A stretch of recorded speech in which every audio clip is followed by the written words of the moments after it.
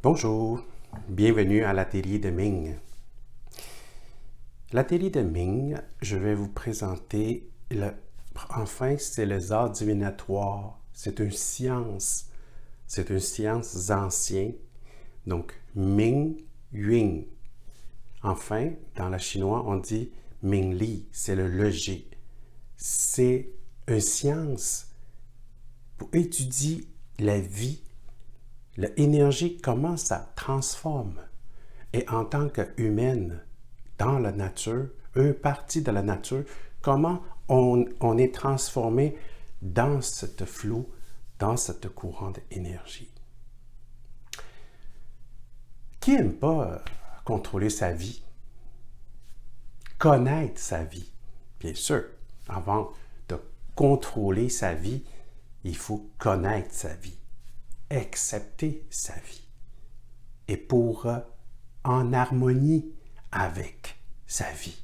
Enfin, c'est comme la phrase est dit, la vie c'est une éternelle adaptation. Avant d'adopter sa vie, c'est nécessaire de connaître c'est quoi son composant énergétique. C'est comme, je prends un exemple, un chat, il faut qu'il sache c'est un chat. Donc, agir comme un chat, passer une vie comme un chat. Si un chat, il se prend comme un poisson, ça va mal. Vice-versa. Mais est-ce qu'on pense que tout le monde, une tête, deux bras, deux jambes, un tronc, tous semblables? Mais on est très différents. Sinon, Socrate, il n'y a pas besoin de dire « Connais-toi toi-même » si on est tous pareils. Mais c'est quoi la différence? Ça, c'est une question du cycle. Ici, dans le monde occidental, on a tellement des arts divinatoires aussi. On a la voyance, on a la médiumnité, on a tirage de cartes de tarot, on a des... en regardant le mythe de thé ou le café, on a le boule cristal. Bref, c'est quoi le but? C'est pour connaître son destination, pour connaître le chemin s'en vient, qu'est-ce qui va se passer selon son énergie, ses vibrations. Comment ça va résonner enfin? Vous allez voir, j'espère que vous n'attendez pas juste cet atelier pour vous dire que vous êtes telle personne, est-ce que vous allez gagner 6K9, ou est-ce que vous allez vivre très très longtemps? J'espère que vous n'attendez pas juste quelque chose surface de l'eau, parce qu'on va plonger un peu. On va aller voir un peu de profondeur. On va parler, c'est un atelier de Ming. Enfin, dans la philosophie chinoise, on dit, pour passer une vie heureuse, il faut connaître le Ming. Accepter le Ming. Enfin, c'est son composant énergétique. Pourquoi? Pour adapter le Yuan. Qu'est-ce que c'est le Yuan? Je parle de chinoiserie, hein? Donc, le Ming, c'est nous, c'est quoi le composant énergétique?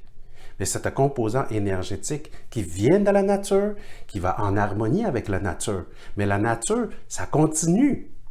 OK, quand la nature, ça continue, nous, on continue. Ça, c'est comment ça va aller. Donc, il faut se connaître, c'est quoi ma composant énergétique. Et les prochaines étapes, c'est connaître aussi comment le flot, ça va se passer. Et le troisième élément, le premier élément, c'est se connaître soi-même. La deuxième étape, c'est pour savoir c'est quoi la tendance qui va y aller. Et le troisième, c'est s'installe logis dans un lieu énergisant, favorise à notre existence. Quatrième, c'est cultiver une bonne énergie. Cultiver une bonne énergie, nettoyer les émotions, neutraliser les émotions, accepter la réalité, être en harmonie avec toute cette énergie.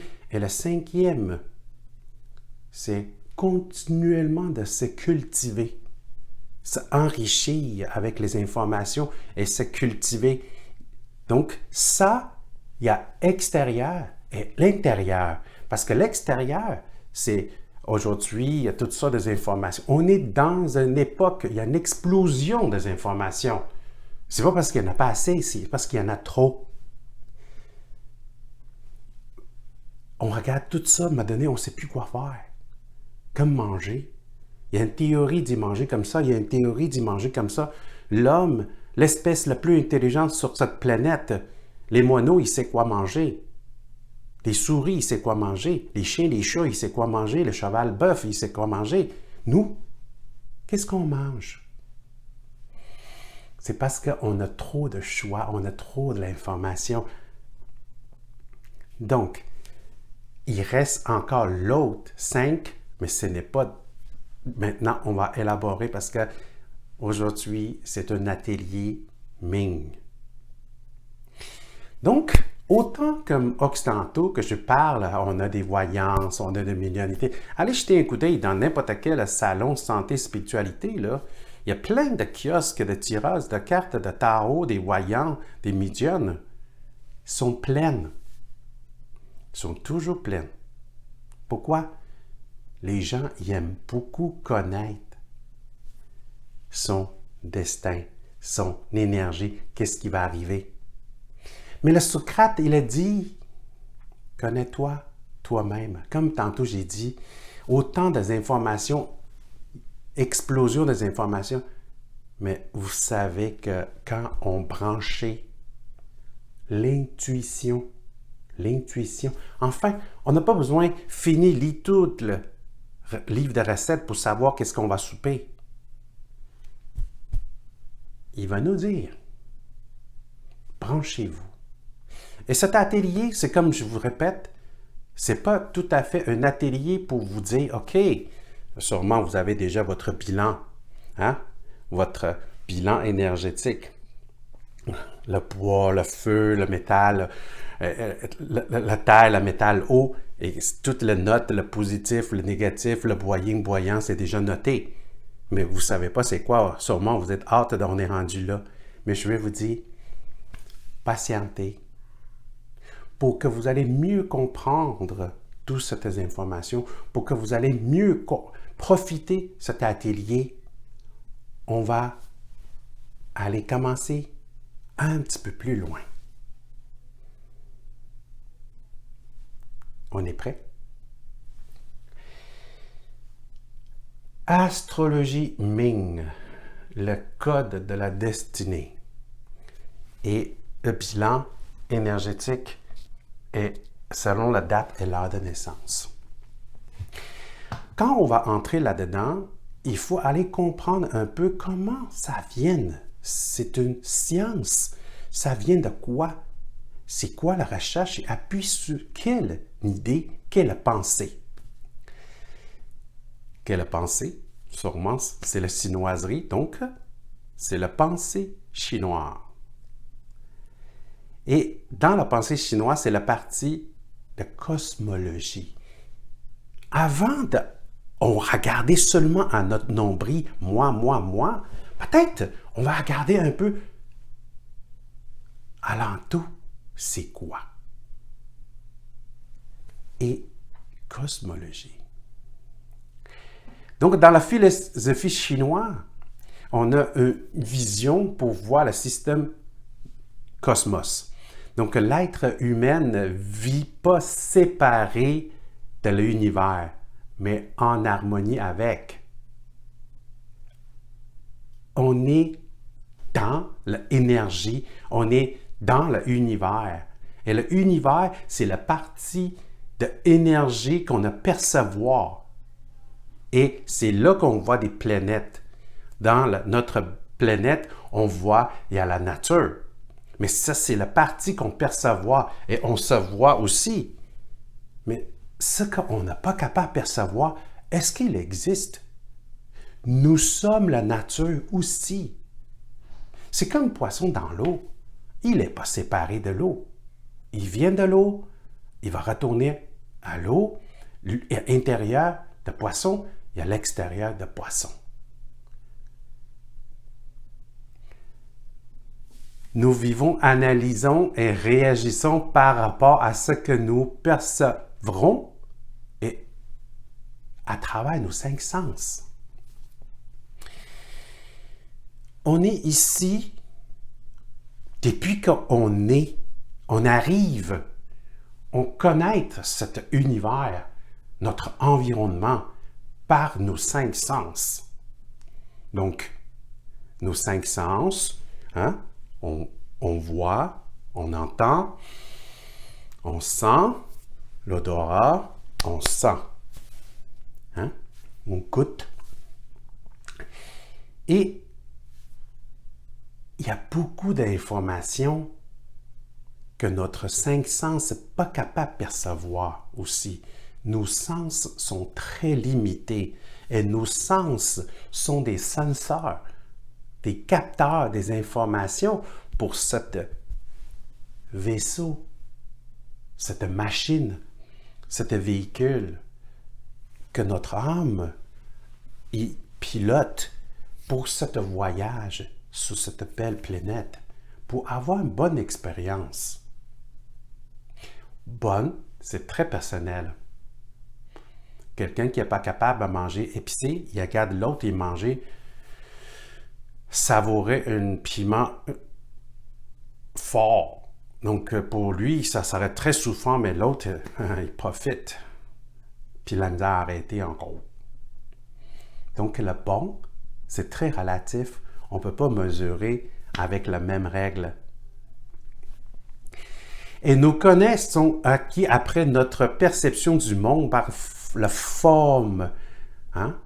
Donc, c'est sûr qu'on peut compter seulement sur notre 5 sens. On perçoit le monde à l'information qui vient de nos 5 sens. Mais est-ce que vous pensez qu'aujourd'hui, on a un peu abusé nos 5 sens? Enfin, le vue, c'est pour détecter, pas frapper le mur, pas tomber dans l'eau, pas marcher jusqu'à la falaise continue. C'est ça le vue qui est là. Mais on est abusé pas mal avec toutes les couleurs, toutes les formes, tout le design. Et avec le oui, on entend pour éviter le danger. C'est ça que ça sert. Le goût, l'odorat, c'est pour pas manger des choses poison, des choses qui ne nous conviennent pas, pour détecter ce qui est mangeable. Mais surtout le goût, là, aujourd'hui, on a pas mal à abuser. On veut toujours encore plus. Mais la nature va nous freiner. Trop, c'est comme pas assez. Tout ce que l'on peut percevoir est nommé par la philosophie chinoise ce qui a une forme ou encore le mot manifesté. Parce que là, on s'en va, voilà. Hein? On est parti de loin, là. Donc, il y a un mot manifesté et le mot manifesté évolue dans le temps et dans l'espace. Mais il existe une partie cachée de l'univers qui échappe à notre perception, le monde qui n'a pas de forme. On va juste élaborer un petit peu. Vous savez que quand on parlait d'un fantôme, là, la différence entre un fantôme et un humain, le fantôme il est flou. Le humain, mais oui, il y a une forme définie. C'est comme la matière. Enfin, si je prends un exemple de l'eau, hein, liquide, Hein. Quand on pense à l'eau, mais c'est liquide. Mais quand l'eau, il baisse la vibration, ça veut dire il refroidit. Refroidit, ça veut dire qu'il baisse la température. Et baisse la température, ça veut dire baisse la vibration. Quand la vibration est réduite à certains taux vibratoires, il est plus en plus stable. Il fixe la glace. La glace, il y a une forme encore plus définie que l'eau. Parce que l'eau, vous mettez dans un contenant carré, il va être carré. Parce qu'il n'a pas ses formes. Ils suivent la forme qu'on l'a encadré. Vous mettez dans un contenant rond, il est rond. Mais glace, non. Vous mettez dans un contenant carré, et il gelé, il va être carré, et vous mettez dans un contenant rond. Premièrement, ça ne va pas dire qu'il est capable de rentrer. Un coup, il rentrait, il est toujours carré aussi. Au moins, on augmente son vibration. Il est devenu l'eau, là, il adopte. Et si on continue, augmente la vibration, monte, ça veut dire monte la température, il n'a plus de forme. Pantoute. Vapeur, le gaz. Enfin, c'est l'énergie à différentes étapes. Vous savez que comment ça fonctionne un déshumidificateur?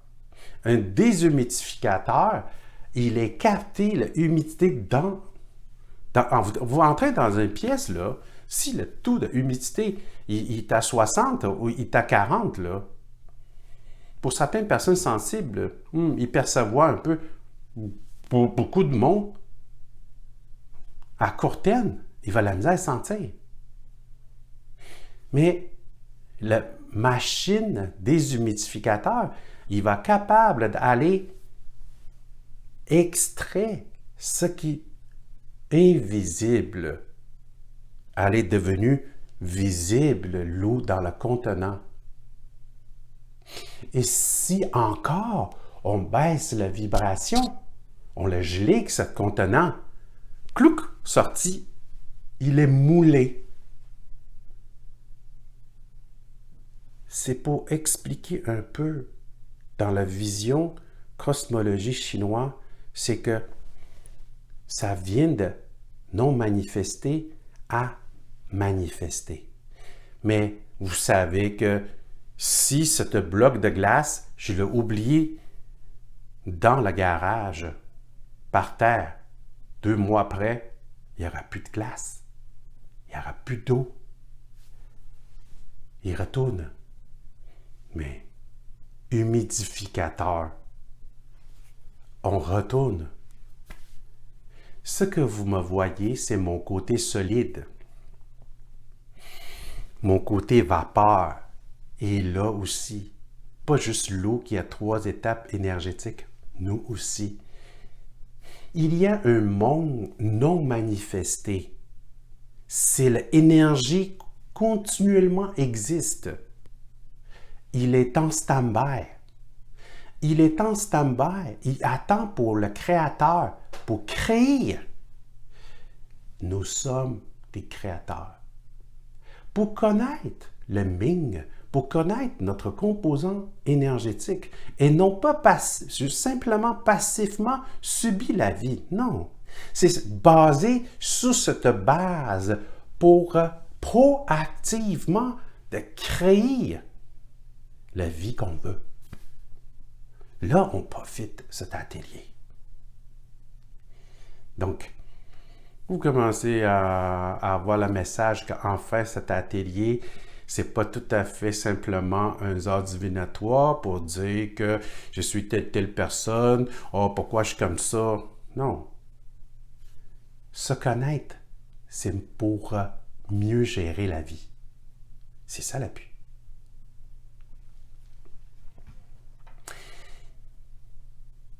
Le monde non manifesté contient tous les potentiels qu'on ne peut pas observer. Pourquoi on ne peut pas observer? Parce que notre sens est très limité.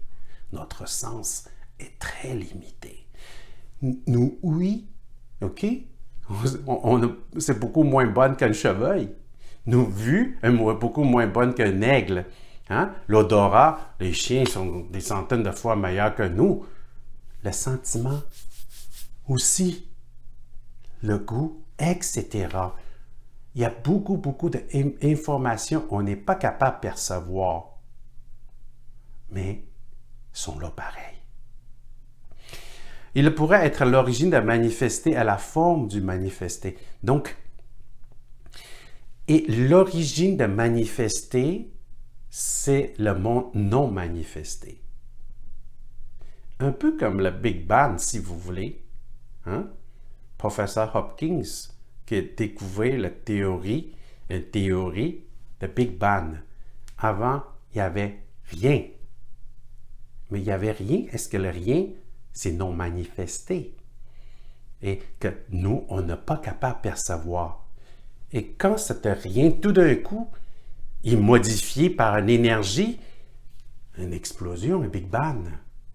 Donc, le Big Bang, qu'est-ce qu'il écrit? Enfin, il écrit l'espace.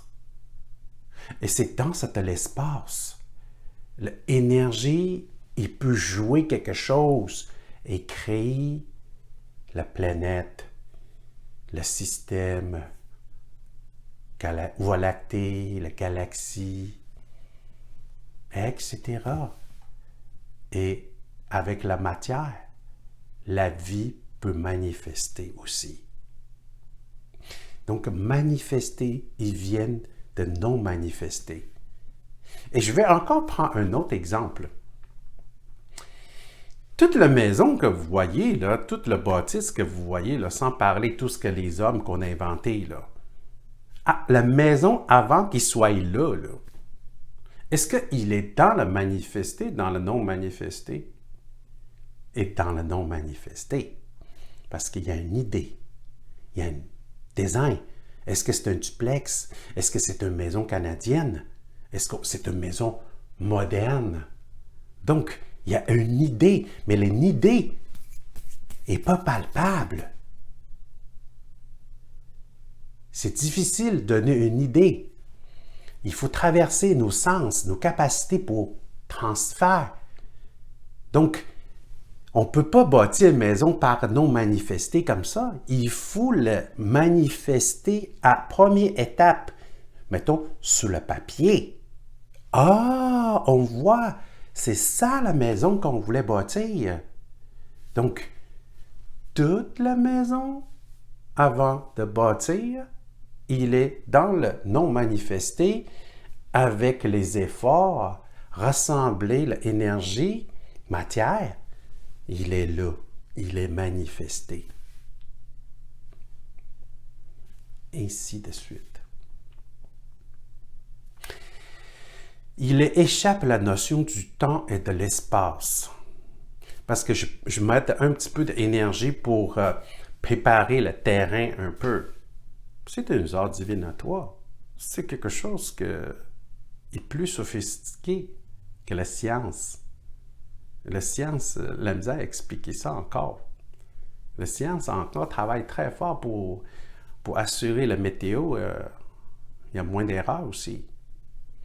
Donc, il échappe la notion du temps et l'espace. Il n'est pas dans la notion de temps et l'espace, mais peut-être je commençais à perdre quelques-uns, là.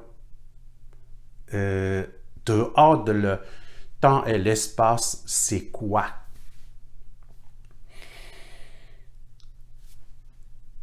OK.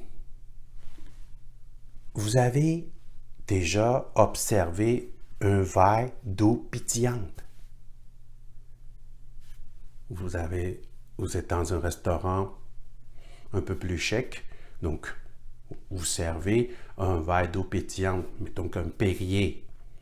Verre est là, bouteille d'eau vidée dans votre verre en glace transparent, et vous allez voir, il y a des bulles là-dedans qui viennent de nulle part. Pouf!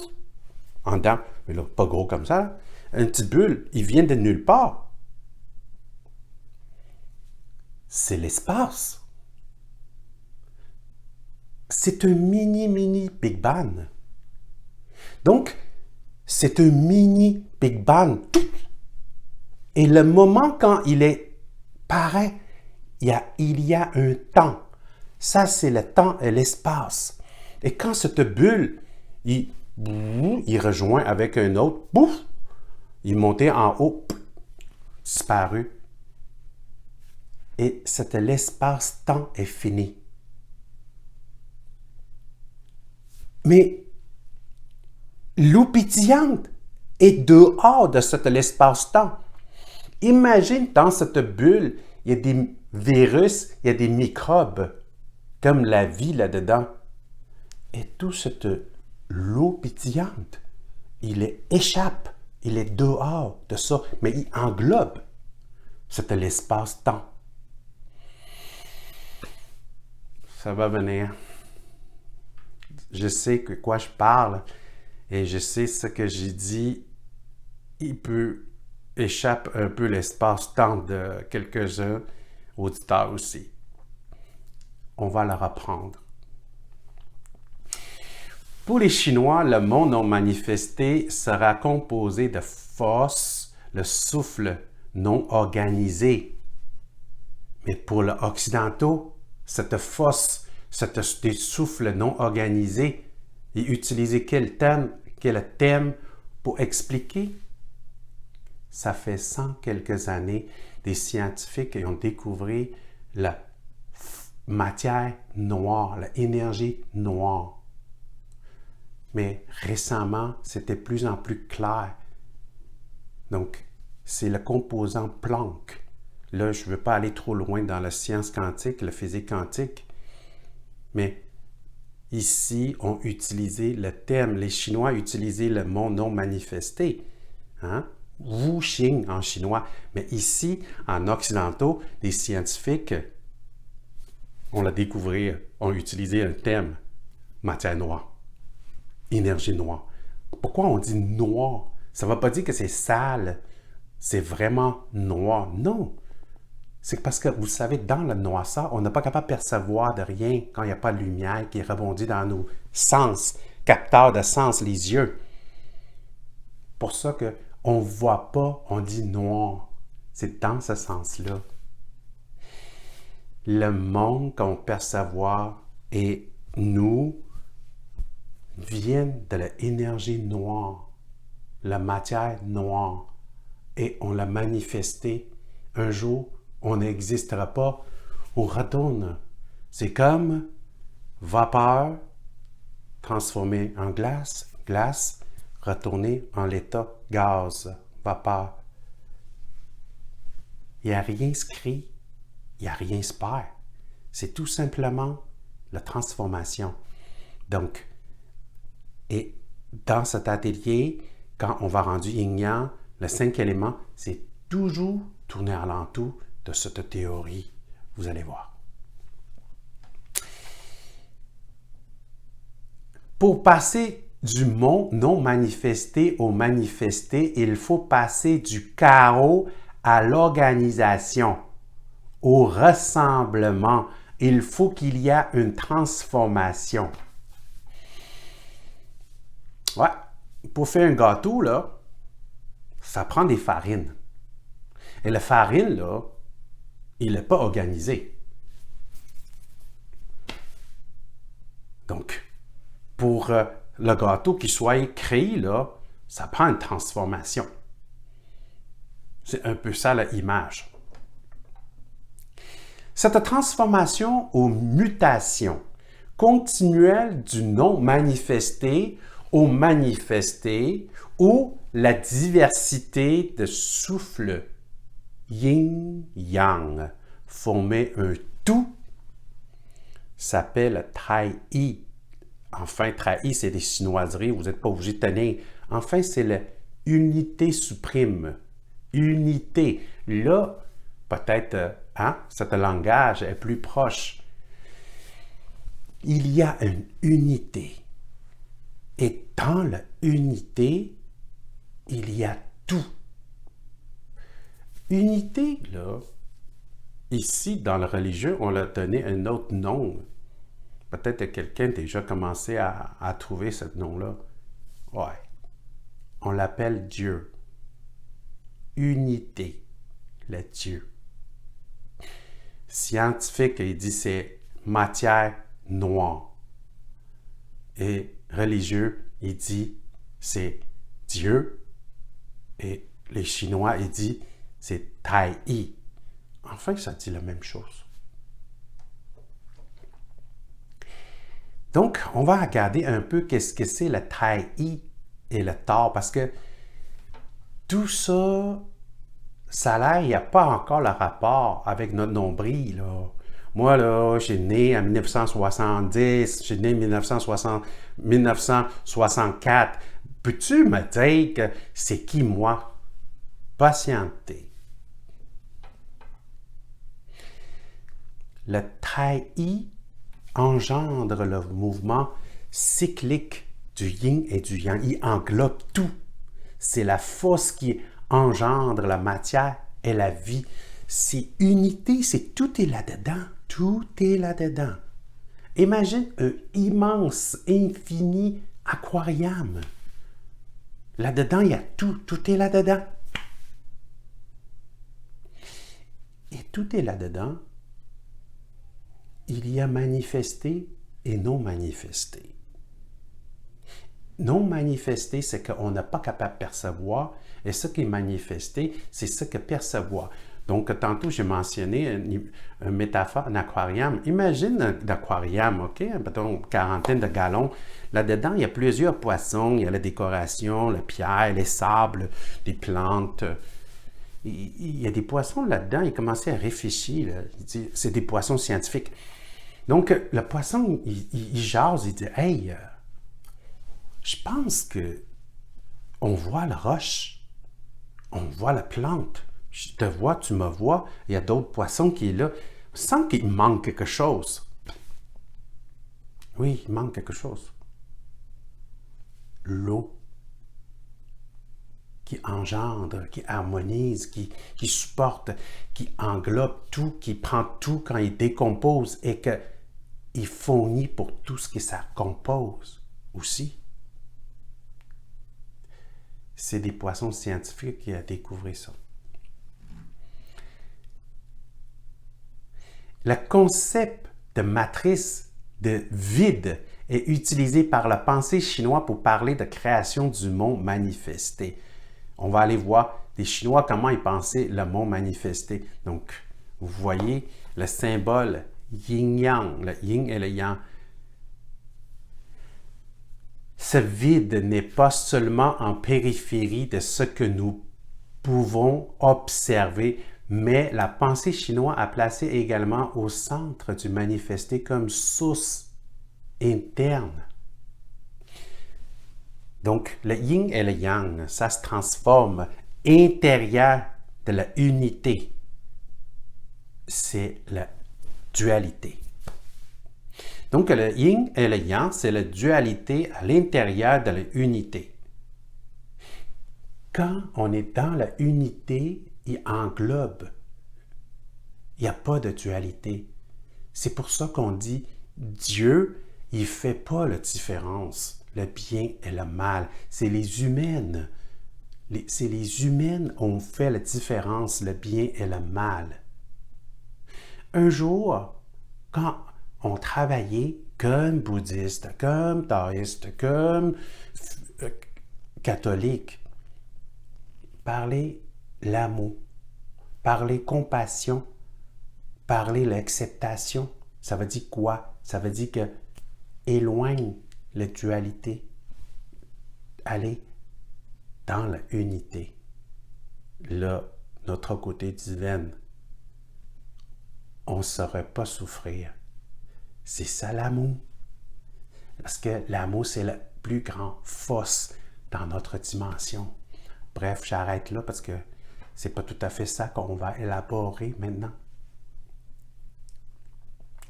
C'est par la transformation continuelle. Vous voyez, ça change, la partie de grosseur, là, ça change. C'est continuellement en transformation comme la saison.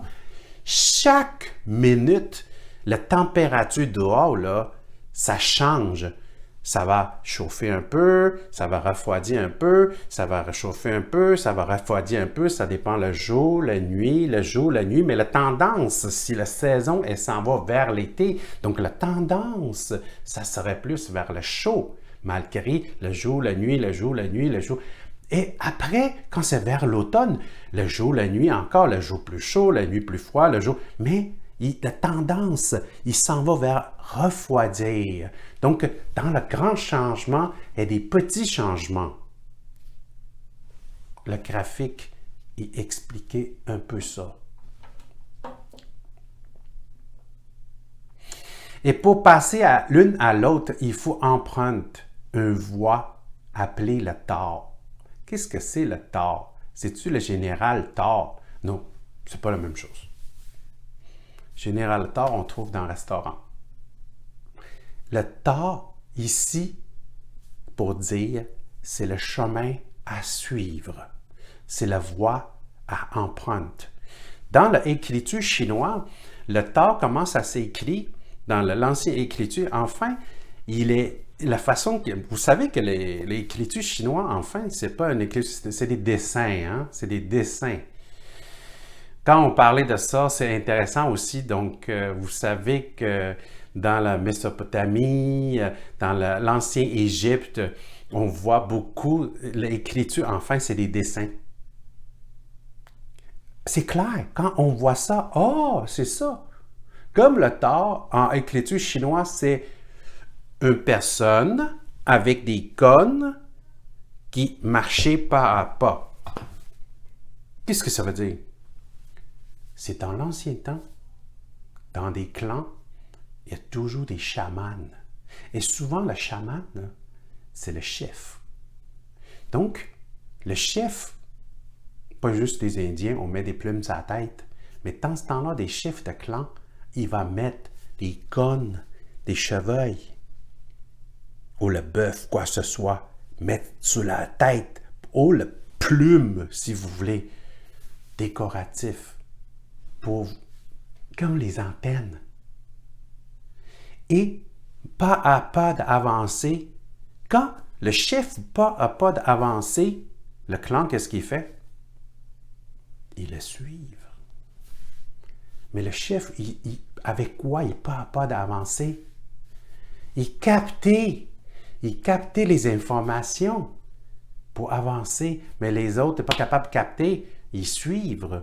C'est comme ça, quand il y a un designer, styliste, cette année, il y a une intuition, il dit tout le monde s'habille comme ça. Bon, là, les gens ils disent, ah, wow, c'est la mode. Ils suivent. La personne, il sait comment s'habiller, ils ne suivent pas. Ce qui suit, c'est s'il ne sait pas comment s'habiller pour lui ou elle-même. Donc, le tort, c'est la voie à suivre.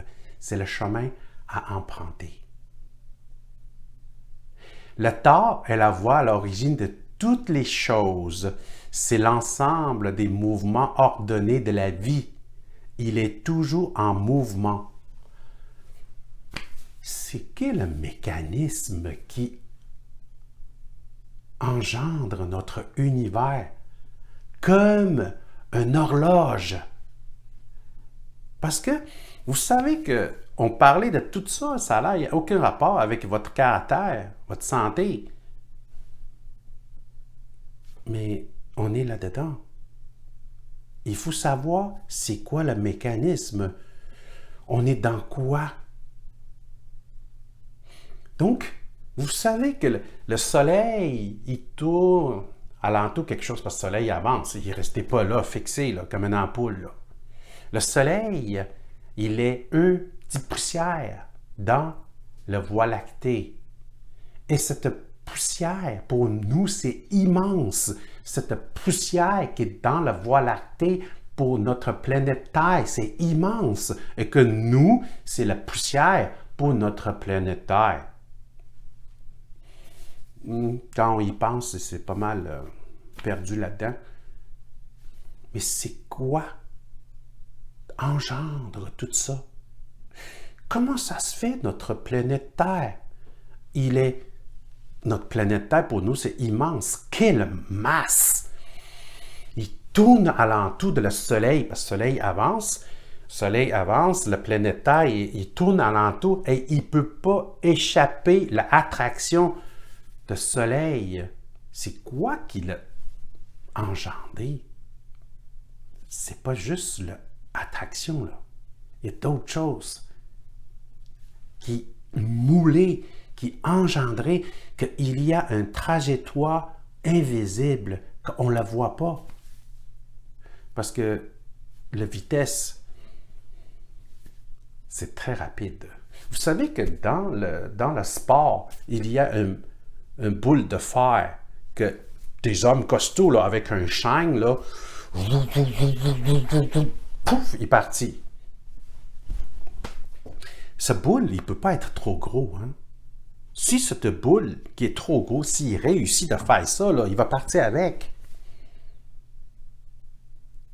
C'est la force centripète. C'est comme, il pleut, vous mettez un parapluie, et après, si vous tournez, tout le goutte d'eau, il s'en va. C'est la force centripète. Centrifuge. Mon français n'est pas tout à fait bien, mais vous allez faire la différence. Donc, mais pourquoi la Terre, avec une immense masse, avec une vitesse incroyable? Vous savez que la planète Terre, là, hein, tourne alentour du Soleil avec une vitesse presque, c'est 29 points quelques, presque 30 km seconde.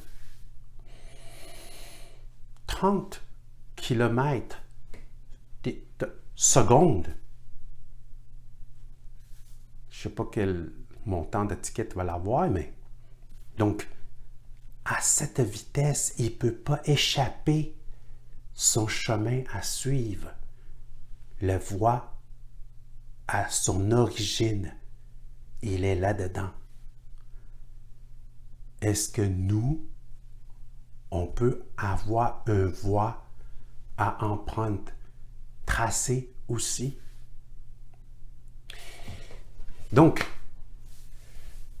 c'est un atelier sur le web. Je pourrais m'abuser un peu, me permettre d'étirer le temps parce que quand j'ai donné un atelier dans une salle de conférence, salle de réunion, je ne peux pas me permettre d'étirer parce que j'aurais plus contrôle pour mon temps. Maintenant, oui, parce que vous regardez ça chez vous, si vous êtes fatigué, vous faites un arrêt, puis vous allez manger, puis vous regardez au lendemain, la semaine prochaine, pardon, c'est comme vous voulez. Donc, je vais élaborer un peu. Je peux me permettre. C'est jamais trop de toute façon. Donc, et tout ça, il y a un chemin à empreinte. Nous, on a quelque chose qui est déjà encadré parce que les scientifiques ont déjà vérifié un grain. Et découvrir son champ énergétique. Mettons, c'est un petit grain de... Je peux dire un érable. Je prends un exemple comme un érable. Quand un érable, il est un grain dans le tiroir, il a son petit énergie en hibernation. Mais cet grain, quand il est germé, il y a un champ d'énergie qui est là. Et son développement, c'est que la matière, il remplit ce champ d'énergie. Un coup, il atteint ce champ d'énergie et après, il s'en va vers le déclin. Donc, le commencement, le développement, son apogée, après déclin, après fini. On utilisait le mot mort. Malgré, on n'aime pas vraiment ce mot mort, mais on sait en même temps d'où il y a un fin. C'est juste émotionnellement, on aime moins ça. Hein? Cette voie, le tort, se manifeste par le devenir naturel, non déformé de toute chose, incluant l'être humain. On est là-dedans. On ne peut pas être dehors de ça. Le temps se présente toute forme de cycle. C'est une logique, c'est un mécanisme, c'est une voie tracée. On peut observer le cycle, le jour et la nuit. Le jour et la nuit, des mois, des saisons, de l'année. Je veux juste profiter pour parler le présentement coronavirus à 2020. 2020. Parce que aujourd'hui, dans cet atelier, on va parler le Ming. Enfin, ça vient de le calendrier chinois. Le calendrier chinois, c'est un outil pour mesurer l'espace-temps. C'est quoi l'énergie qui va changer? Et cette règle, ça a transformé en 60. Ça coïncidait bien à 60 secondes, hein? 60. Donc, 60 secondes, 1 minute. Et chaque 60 ans, il y a un changement. Enfin, pourquoi le changement? Parce que la vibration est changée. Donc, la Terre tourne alentour du Soleil. La Terre, il tourne alentour du Soleil. Enfin, c'est pas juste stable comme ça, en spirale. Mais il y a d'autres planètes dans le système solaire. Ils tournent alentour du Soleil aussi. Il y a Jupiter et Saturne. Donc, mettons Jupiter, c'est chaque 12 ans. Presque chaque 12 ans, il finit un tour. Son cycle alentour. Nous, c'est 1 an. La Terre, c'est 1 an. Le Jupiter, c'est à peu près 12 ans. Et la Saturne, c'est à peu près 30 ans. Donc, chaque 60 ans, il se retrouve sous la même lignée. Sous la même lignée. Soleil, la Terre, Jupiter, Saturne et la Voie lactée. Donc, la vibration, là, c'est ça qui est dérangeant. Tout est arrivé, des tremblements de terre, le train qui est sorti, la voie, les sauterelles, l'épidémie, le coronavirus. Ça brasse. Chaque 60 ans, pas nécessairement toujours le même brassage, mais ça brasse chaque 60 ans comme ça. Et les autres, 30 ans, quoi que ce soit, il y a d'autres sortes de passages, mais cela était fort. Ça, c'est une des plus forts. Parce que la planète est alignée. Je ne veux pas parler comme un astrologue, mais c'est le fait. Donc, dans ce cycle se trouvent les transmutations énergétiques du ciel et de la terre, du yang et du yin. On va regarder un peu le yin-yang tantôt aussi, qu'est-ce que c'est la notion. Le yin-yang, probablement tout le monde, on l'a déjà vu, mais qu'est-ce que c'est exact? Peut-être que ce n'est pas tout à fait clair. Donc, ce qui permet le passage du sans forme, il n'y a pas de forme, ça veut dire énergie, à une forme, changement de vibration. Hein? On a déjà parlé de l'eau, vapeur, liquide, solide. Du yang et du yin, ce sont le mouvement de chi, ou le mouvement de chi, ou le souffle de chi. OK, donc là, on a le yin et le yang. Maintenant, on a une autre notion, le chi, qui est là-dedans. Qu'est-ce que c'est? Le souffle sont sans forme, mais il produit, anime et maintient toute la forme. Il donnait une raison, il maintient la forme. Parce que sinon, pourquoi il est comme ça? Y a-t-il une raison? Mais c'est quoi la raison qui crée le chi? Tout mouvement et transformation produit et soutenait la vie, ses formes grâce au souffle, le chi. Le fonctionnement. Entre une personne vivante et un cadavre, là, juste ça. Le vivant est capable de faire ça, puis le cadavre n'est pas capable de faire ça. Juste ça, la différence, non?